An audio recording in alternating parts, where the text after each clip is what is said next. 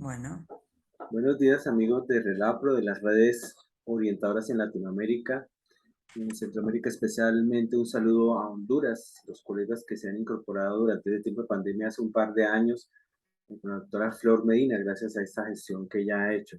Hoy queremos, en conjunto con la licenciada Silvia Carmona de Argentina, hacer una breve presentación del modelo latinoamericano orientación transicional confluente para el sentido ético de la vida.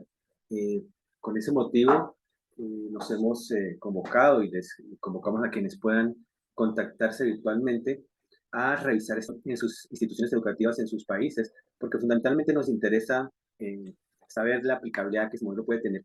Que dicho sea de manera de nuestro fundador, de nuestros principales fundadores, que es Julio González Bello de Venezuela, y en las entrevistas indexadas acerca de la necesidad de superar el eurocentrismo y el anglocentrismo teórico en la orientación educativa.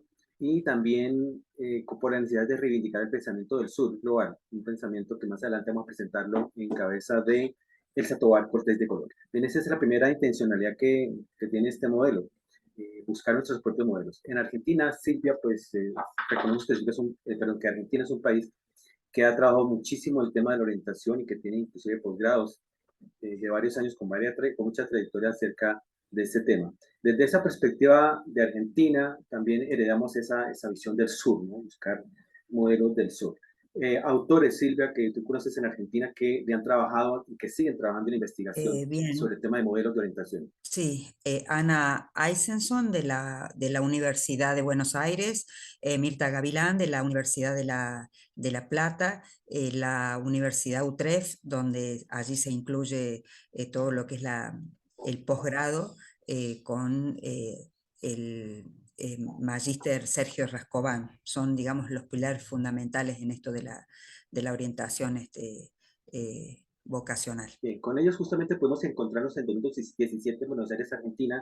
Los invitamos justamente a conocer esos modelos, el modelo teórico operativo de Rita Gavilán, y tuvimos una conferencia de mano directamente dirigida por Sergio Rascobán y nos trajimos uno de sus libros que nos han aportado muchísimo a los enfoques en la orientación. Bien, también como una segunda intencionalidad tenemos la necesidad de construir enfoques y estrategias más acordes a las necesidades macrosociales de América Latina. Sabemos que nuestros países pues, no son los únicos, pero los que especialmente están siendo afectados por esas condiciones macrosociales que son bastante desfavorables y son los que producen, en la mayoría de los casos, una situación de tipo estructural en la escuela. Estas familias que llegan en alto nivel de vulnerabilidad pues son producto de este sistema social en el que vivimos. Buscamos recuperar estos principios ancestrales de la filosofía amerindias y de tipo inca, no mentir, no robar, nuestras. Esas son de las intencionalidades que tenemos dentro del modelo. Recuperar esas visiones éticas comunitarias ancestrales y también contemporáneas. Hemos reseñado mucho los modelos de Ubuntu, Abya Yala, Ikigai, pero también algunos modelos contemporáneos como viajar como estilo de vida. Bien, aquí entramos en esta primera fase en donde hacemos un análisis entre los modelos capitalistas y los modelos socialistas. Y encontramos que en los modelos capitalistas, entre ellos dos encontramos modelos comunitarios ancestrales que les mencionábamos, como el modelo del bien vivir y el modelo Ubuntu de África subsahariana. Max Sefoto, nuestro amigo Max Sefoto de Sudáfrica, justamente nos ha ayudado a tener en cuenta ese modelo de manera esencial. Bien, encontramos por un lado que los modelos capitalistas se caracterizan por tener altas deuda externa, corrupción político-administrativa, impunidad y mala administración. Con mucha esperanza en los años 60, 70, 80 se mirara hacia los modelos socialistas como alternativa, pero encontramos que también se encontraron exactamente los mismos fenómenos, deuda externa, mala administración, impunidad, corrupción político-administrativa. Entonces parece que nos quedáramos sin alternativas. Entonces por eso consideramos que la orientación debe buscar una alternativa diferente a estos modelos porque pues tiene que ver con el desarrollo de la vida de las comunidades con las que trabajamos. Saramago en una de sus últimas entrevistas llega a esa gran conclusión. La única alternativa a estos modelos capitalistas salvajes y estos modelos socialistas que tampoco responden a las necesidades humanas es la conciencia. Diferenciamos conciencia con C de conciencia con S, esa conciencia comunitaria, esa conciencia ética que tiene que ver con la preocupación por las necesidades universales, tal como lo plantea de la Cortina, y más específicamente como Maturana lo expresa, como la preocupación por las incidencias de las otras personas o de la comunidad en general. Entonces, por eso consideramos que este modelo debe colocar como prioridad lo comunitario antes que lo individual. Los modelos de orientación generalmente son modelos individualistas y psicologistas. ¿Cómo se ve ese tema del psicologismo en orientación en Argentina, Silvia? Bueno, el tema del psicologismo o de la utilización de algunos recursos como si fuesen los únicos, como son los test, ha generado como mucha polémica en en estos últimos años porque ha de alguna manera categorizado a los estudiantes, tanto a los que buscan orientación vocacional como a los que son incluidos dentro del sistema educativo por las pruebas estandarizadas. Entonces, de algún modo, los modelos que se vienen abriendo a través de Argentina nos llevan a la reflexión de un nuevo paradigma. Entonces ese paradigma de algún modo debería concordar con el modelo latinoamericano, ya que Argentina está dentro de Latinoamérica y nos invita a una reflexión profunda de lo que pasa y fundamentalmente cuáles son las necesidades reales de los jóvenes, de los estudiantes, no solo de secundaria, sino de primaria. Entonces, una gran invitación, una reflexión, y yo diría también como un desafío a pensarnos como hermanos latinoamericanos. Por eso es que estoy comprometida a full, como se dice, con este modelo. Muy bien.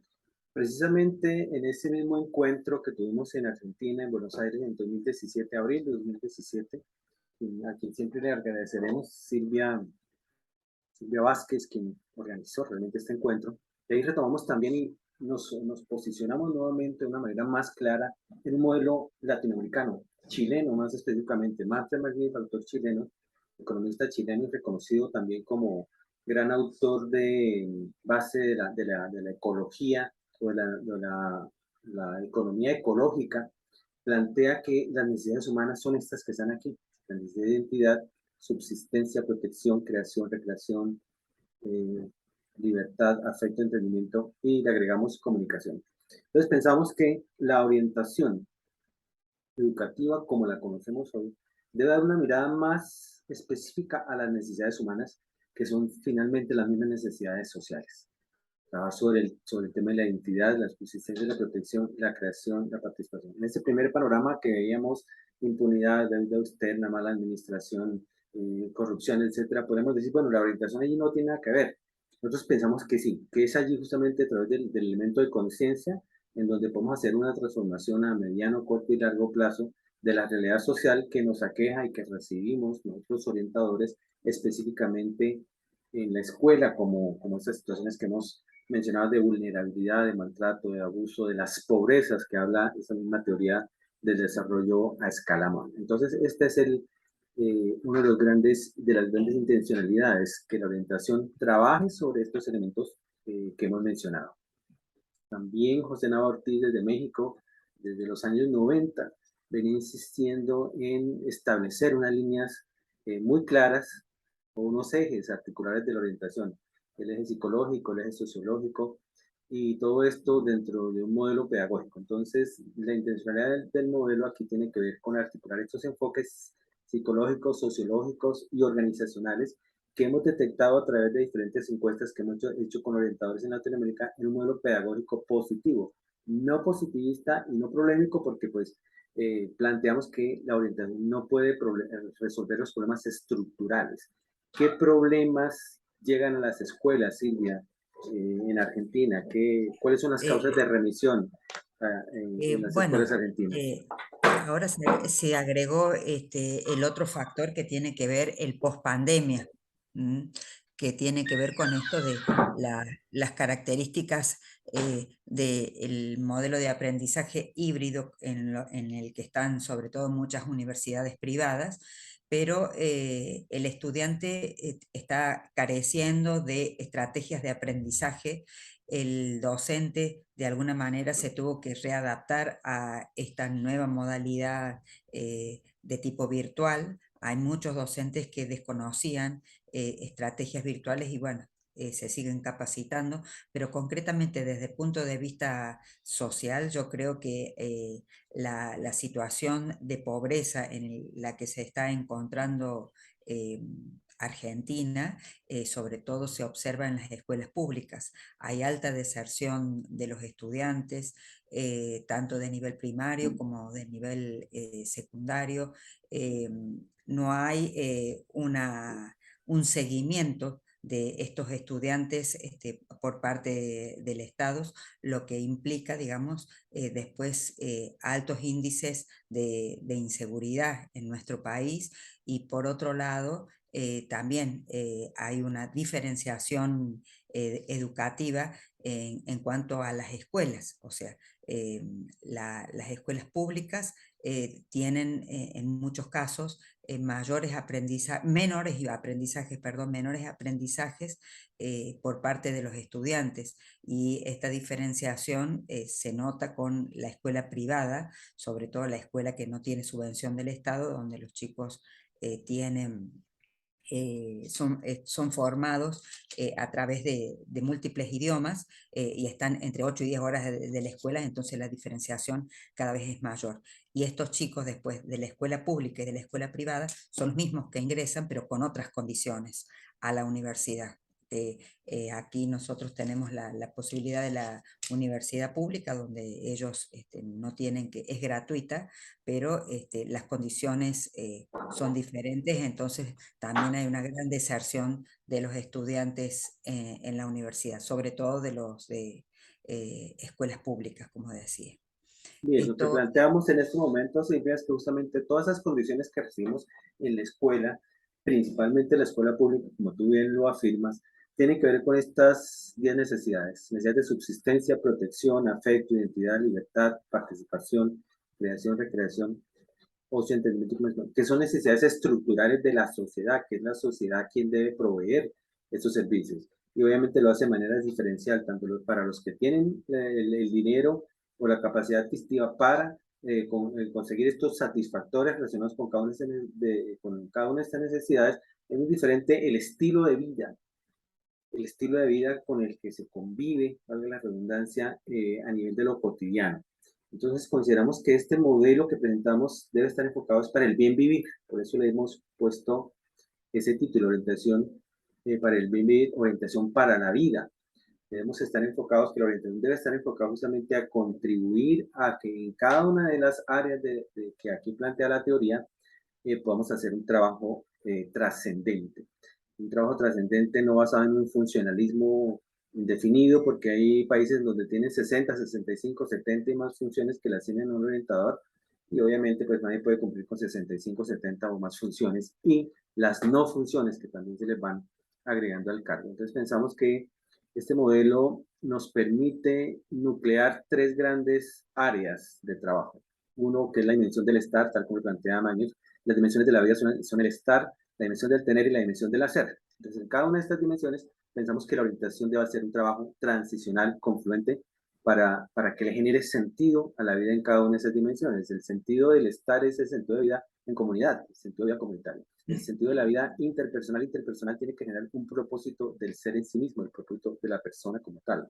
El propósito del tener es un propósito en donde se da el desarrollo de lo aptitudinal con C, las aptitudes, las habilidades, pues que tienen que estar en relación con generar sentido de vida para la realización de esas mismas necesidades. La confluencia de estas 3 grandes dimensiones es lo que en esta teoría de desarrollo para humanas se llama la dimensión del ser. Es decir, soy lo que hago, donde lo realizo, donde lo desarrollo la comunidad en la que estoy. Por eso insistimos en estos principios que vamos a desarrollar un poco ampliamente a través de estos 4 enfoques.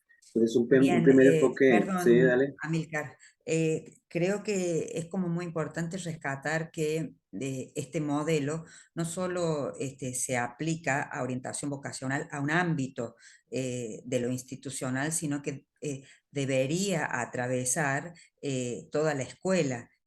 Por eso se llama modelo educativo, no está enfocado en la orientación vocacional, es como mucho más amplio. Debe transversalizar, digamos, las instituciones educativas, tanto de todos los niveles concretamente. Muy Eso bien, es quería una incorporar. aclaración, una importante aclaración que hace Silvia. Consideremos aquí, y lo hemos discutido, y inclusive está muy documentado, también por insistencia de Julio González, que la orientación, la esencia de la orientación es educativa, pero que se puede aplicar a diferentes ámbitos. Sabemos que hay orientación educativa que se realiza en ámbito carcelario. Entonces, una es la orientación como esencia y otros son los ámbitos en los que la orientación se puede aplicar en la medida que se entienda como comunidad, como qué se entiende por comunidad educativa, es decir, lo carcelario se puede entender como comunidad educativa. Obviamente las comunidades educativas formales, pero también las comunidades barriales, digamos, por decirlo así. Entonces, pensamos que inclusive la orientación educativa también se aplica en el ámbito organizacional. Entonces, muy buena tu acotación, Silvia, porque nos permite entender eso, que una cosa es la orientación, que la orientación que es de la que estamos hablando es la orientación educativa, que se aplica en diferentes ámbitos y en este modelo se aplica con estos principios. El primer principio sería el que llamamos el del enfoque transicional retomado de la teoría de Donald Winnicott. Aquí entendemos que la forma de aplicar ese principio de la transicionalidad tiene que ver con que la orientación no puede estar presente absolutamente en todos y cada uno de los momentos de la vida de las comunidades educativas, pero sí puede hacer presencia en ciertos momentos transicionales muy importantes. Por ejemplo, si hablamos de las transiciones de tipo educativo, hay una transición, la primera transición de pronto relevante en la escuela es la transición de la educación preescolar a la educación primaria. Dentro de la educación primaria hay una transición fundamental que es cuando se pasa a una lectoescritura funcional. Por ejemplo, aquí en Colombia es como el segundo o tercer grado. Eso varía un poco de país a país en cuanto a los grados, pero básicamente esa es una transición muy clara que el orientador debe tener en cuenta y para proveer allí algunas estrategias específicas para esa transición. La transición de la primaria a la secundaria, la transición de la educación secundaria a la educación media, y la transición de la educación media a la educación universitaria o postsecundaria, ya sea de tipo técnico, tecnológico o universitario. Esas son transiciones. Entonces, por eso hablamos que, vale la redundancia también, la orientación debe enfocarse a esos momentos transicionales, a esos espacios transicionales. Y por eso Silvia mencionaba, parece que en muchos países se entiende que la orientación es solamente la orientación vocacional profesional y que solamente en la última transición de la educación media de la educación superior en donde tiene un papel. ¿Es eso de esta manera o cómo es, Silvia, en Argentina? No, en Argentina se está ampliando, como vos decías, el campo de lo carcelario, el campo de los adultos mayores, donde de alguna manera también hay una transición, el campo o transicional desde un estudiante que a lo mejor termina un pregrado y quiere elegir un posgrado, un docente que está trabajando y de pronto se incorpora al mundo del retiro, entonces quiere continuar con determinados proyectos, eso también sería un campo transicional donde Perfecto, interviene Silvia. el Exacto, muy bien. orientador. Por los que trabajamos en el ámbito escolar se nos olvida pues que hay otras transiciones importantes como la transición de un campo laboral a otro. Una persona que, no sé, queda despedida de un trabajo, queda sin trabajo, en la Ujú. pandemia lo vimos muchísimo y tiene que hacer transiciones por la necesidad de subsistencia muchas veces. Bueno, me toca trabajar, yo era ingeniero, pero me toca trabajar de panadero, no sé, algo así extremo y personas que con la migración, sobre todo la diáspora venezolana, pues ha dado mucho ese tema de ser profesionales en cualquier área, terminar de pronto vendiendo dulces transicionalmente, transitoriamente, mientras vuelven a reubicarse. Todos esos temas de la transición son objeto fundamental de la orientación transicional confluente para el sentido ético de la vida. También este enfoque confluente del que ha insistido Julio González, enfoque confluente y sinérgico. Confluente, le llamamos a lo confluente porque toda acción de orientación va a confluir en alguna de las tres áreas que hemos mencionado, la vida intrapersonal, interpersonal, la vida académica y la vida comunitaria. O sea, desde donde agarremos la temática, por la religión que tengamos o el caso que tengamos, siempre vamos a tener que interrelacionar estas necesidades o estas tres grandes dimensiones. El enfoque, bueno, y sinérgico también, de que esperamos que con un solo programa el orientador pueda desarrollar o realizar todas las necesidades que se le ha planteado a la comunidad. El enfoque ético lo recuperamos directamente del chileno Maturana, Humberto Maturana, y de la española Cortina y Sabater, también españoles, quienes nos permiten conceptualizar lo ético como la preocupación por cómo las conductas personales inciden en la vida de los demás. Entonces creo que eso es fundamental en la orientación, tenerlo en cuenta desde el beneficio a la comunidad, no es de lo moral doctrinario, no es decirle a las comunidades qué está bien o qué está mal, qué es correcto o qué no es correcto, porque pues, eso es un criterio muy relativo a la comunidad en la que se vive, y el enfoque existencial. Ese enfoque existencial se resume de alguna manera en lo que hemos planteado, que la vida se compone de lo que tenemos, lo que hacemos y lo que estamos, de dónde estamos o los pasos en los que estamos, no de manera estática, sino de manera dinámica, cómo convivimos y cómo nos relacionamos con las personas para construir sentido. Básicamente ese es uno de Bien. los principios, de los enfoques que tenemos. En estos los Cabe, perdón, principios, Amilcar, sí, cabe aclarar, digamos, que estos enfoques, o sea, estos autores, perdón, que menciona Amilcar, son los que más le parecen significativos al modelo. Este modelo, como es una construcción colectiva, puede estar abierto, como se decía anteriormente, a una participación académica, no solo de autores conocidos, sino también de opiniones académicas o de la comunidad en general que vayan aportando, y por eso, digamos, es confluente y de alguna manera se va a articular con los posicionamientos que también vengan de afuera, no es algo que esté cerrado. Si bien tiene la perfecto, palabra, Silvia, ayuda muchísimo tiene... ese. Sí, ayuda muchísimo ese comentario justamente porque algunos han criticado, no, pero modelo latinoamericano usan autores como Winnicott, como Cortina, como Sabater.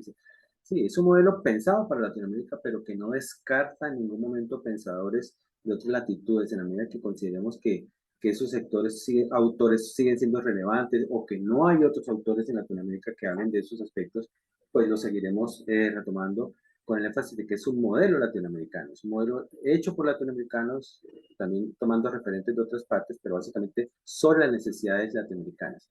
Mira, retomamos otro autor español, Saramago, como decía en sus últimas entrevistas, decía, la alternativa al capitalismo se llama conciencia. Ese es un postulado, creo que fundamental, es un pilar del modelo.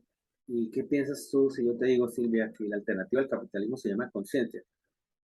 Bueno, la conciencia tiene que ver concretamente con esta posibilidad, digamos, de interiorizarme de lo que yo tengo y las necesidades de los otros. Si, digamos, yo no tengo en cuenta esta toma de sí, de mis propias necesidades y lo de los otros, es como que vamos a seguir con el capitalismo. Hay como una búsqueda feroz hacia el consumismo y se pierde la individualidad. Por eso es importante tenerlo en cuenta, incorporar, digamos, las necesidades personales y las necesidades de los otros. Eso es lo que se llama dentro del modelo, o nosotros lo llamamos como una búsqueda hacia el sentido de la vida o una búsqueda de una otredad. Sí, Nosotros un también le decimos propósito, otredad o, un o lo que propósito. menciona Elsa Tobar, sí. Perfecto, bien. Otro postulado aquí que repetimos mucho, que también es un pilar del modelo, es que el sentido de la vida no se encuentra, no se busca de manera trascendental, no es de manera reflexiva, mirando por la ventana a ver cuál es el sentido de la vida o en dónde está escrito el sentido de la vida, sino que se construye de manera comunitaria y de manera transicional. Pues en esas transiciones, esos procesos de cambio, es en donde debemos ir construyendo poco a poco sentido a la experiencia, Silvia.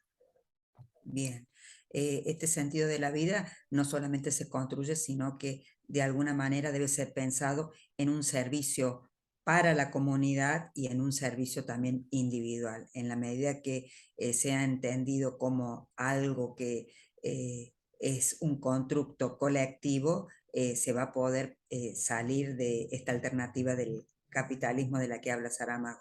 Bien, Elsa Tobar, también de Colombia, nos insiste mucho en ese tema de las culturas o las comunidades nosótricas, culturas nosótricas o comunidades nosótricas, eh, tomados directamente del Ubuntu. Yo no soy sin el otro, no puedo existir sin el otro. O sea, no existe el individuo sin la comunidad y esto es una clara oposición a ese individualismo ontológico y metodológico en el que vivimos. Me parece que cada cual está solo contra el sistema, solo contra el planeta y depende de sus propias fuerzas y de sus propias posibilidades o capacidades. Estos son elementos fundamentales que consideramos que tenemos que seguir en cuenta, tomando en cuenta en este modelo latinoamericano. En esto del sentido de la vida también entran en juego factores o fundamentos más que factores filosóficos. En este encuentro con el otro, como decía Buber, el encuentro de dialogal entre el yo y el tú. En el tú no es el tú que tengo no es un tú cercano, sino es un tú que trasciende la sociedad, que es la comunidad concretamente, ¿no? Nosotros pensamos que es importante rescatar autores psicológicos, autores sociólogos, antropólogos, y por qué no, en algún sentido, la propia o el propio pensamiento de un orientador de una escuela, algún docente, a partir del diálogo y de la experiencia propia. Eso es como muy importante.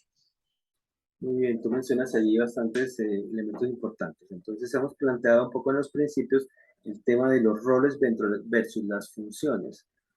Entonces se sucede igual en Argentina que al orientador se le endilgan una gran cantidad de funciones. O sea, todo lo que se le ocurre, se le ha ocurrido a las directivas, a las autoridades, se le endilgan al orientador y terminan asfixiando su función. ¿Sucede o no? Sí, en realidad es como que, bueno, como modelo, nosotros no adherimos a la definición de funciones, porque pensamos que las funciones están normatizadas o aparecen como un dogma, como un dogma. Entonces de alguna manera es como que lo escrito queda escrito y por allí lo escribió otro, no forma parte, digamos, de una participación comunitaria. El rol es sentido y es construido de alguna manera individualmente. Yo sé lo que tengo que hacer, pero de algún modo también lo construyo a través de la pertenencia en esa comunidad. Por eso es la adhesión al rol. Aquí pasa que, bueno, frente a la situación social y política de nuestro país, la gente está teniendo poco sentido de pertenencia, y el ejercicio de su profesión es sentido en muchos casos no como un rol, sino como una función. Bien, dentro de las conclusiones de esta investigación en la que participa no solamente Silvia, sino también Jocelyn Cedillo de México, Diana Marcela Méndez de Colombia, hemos hecho unos ejercicios previos de investigación en cuanto a estilos de vida. Y encontramos que este tema del sentido también se aplica a la orientación. Muchos orientadores nos han consultado y nos han escrito inclusive documentos donde entra en una crisis de sentido. O sea, ¿esto qué sentido tiene si no puedo resolver ni siquiera los problemas más elementales de las comunidades? ¿Qué sentido tiene si mi trabajo se desvirtúa tanto que se vuelve un trabajo administrativo que un personal técnico podría hacer? ¿Qué sentido tiene esto cuando no veo un cambio radical o fundamental en la vida de las personas a las que estoy orientando? Entonces, por eso hemos propuesto bueno, realmente cuatro grandes roles. Vamos a alcanzar a hablar tal vez del primero, de los dos primeros. Uno que es el rol de investigador social. Allí insistimos mucho en esto. O sea, no se puede hacer orientación, una verdadera orientación sin un conocimiento de la comunidad. Aclaro, sabemos que los orientadores, después de tener 3, 4, 5, 6 años más en una comunidad, pues conocen la necesidad de la comunidad, pero muchos no la tienen sistematizada. Entonces, por eso, en la parte instrumental ya proponemos instrumentos específicos para caracterizar las necesidades de estas comunidades, la necesidad de subsistencia, de protección, de afecto, de identidad, de libertad, de participación, de creación, de recreación y de comunicación de nuestras comunidades educativas. En el caso en donde no tengan estos instrumentos disponibles, pues RELAPRO le va a proveer estos instrumentos para conocer y sistematizar. Pero también, justamente con el trabajo que estamos haciendo con Jocelyn Seguido en México, estamos creando también una caracterización positiva.